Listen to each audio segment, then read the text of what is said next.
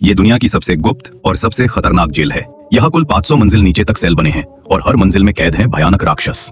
Jail बर्फ से ढके पहाड़ पर बनी है, फिर भी इसे सुरक्षित रखने के लिए सैकड़ों सैनिकों की जरूरत पड़ती है। एक दिन एक घोड़ा गाड़ी जेल के गेट पर रुकती है। गेट खुलते ही सैनिक अपनी बंदूकें तान कर खड़े हो जाते हैं। जब कैदी नीचे उतरता है तो सब उसकी विशाल काया देखकर दंग रह जाते हैं, मानो कोई दानव हो।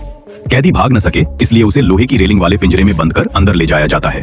दरवाजे तक पहुंचते ही उसके हाथों की बेड़ियां खोल दी जाती हैं, लेकिन सेल में कदम रखते ही वो देखता है एक महिला पहले से वहां कैद है। कैदी बुरी नजर से उसकी ओर बढ़ता है। तभी पास का एक और कैदी उसे चेतावनी देता है, उससे पंगा मत लेना, पर वो बात नहीं मानता और जैसे ही आगे बढ़ता है महिला एक ही वार में उसे मार डालती है। बाद में कर्मचारी आकर उसका शव उठा ले जाते हैं।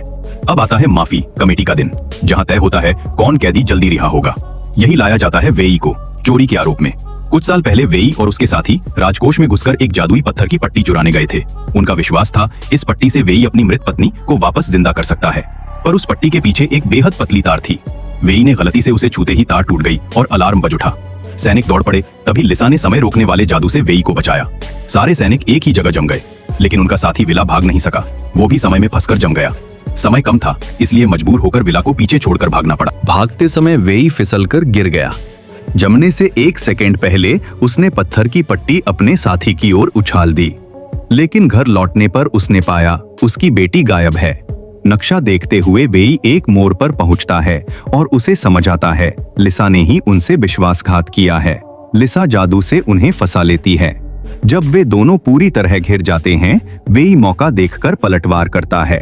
दोनों मिलकर सभी सैनिकों को मारकर घोड़े पर बैठ भाग निकलते हैं। लिसा को हराने के लिए वेई और उसके साथी शियाओहे के पास लौटते हैं। वे एक ऐसी लड़की को बुलाते हैं जो रूप बदल सकती है। वह मक्खी बनकर किले में घुसती है। लिसा कुछ गड़बड़ महसूस करती है और बिजली का वार करती है। मक्खी गिरते ही चूहे का रूप ले लेती है। वह बख्तरबंद सूट में घुसकर खुद को सैनिक बनाकर बाहर निकलती है, पर पहरेदार शक कर लेते हैं और उसे घेर लेते हैं। वह फिर से चूहा बनकर भाग निकलती है।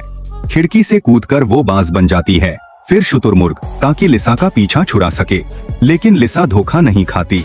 आखिर में लड़की हिरण बनकर वेई के पास पहुंचती है और बताती है राक्षस की पत्थर पट्टी एक गुप्त वॉल्ट में छुपी है, जिसे खोलना बेहद मुश्किल है।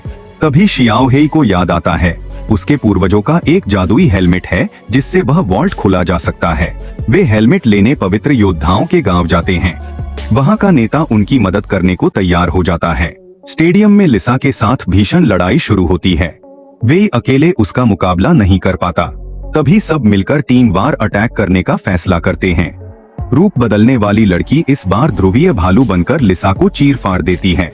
वेई वॉल्ट खोलकर पत्थर पट्टी निकालता है, लेकिन वह खुद बुरी तरह घायल था, इसलिए अपनी पत्नी को जिंदा करने का मौका वह लिसा के परिवार को दे देता है। जादू के असर से वेई भी मौत के मुहाने से वापस लौट आता है।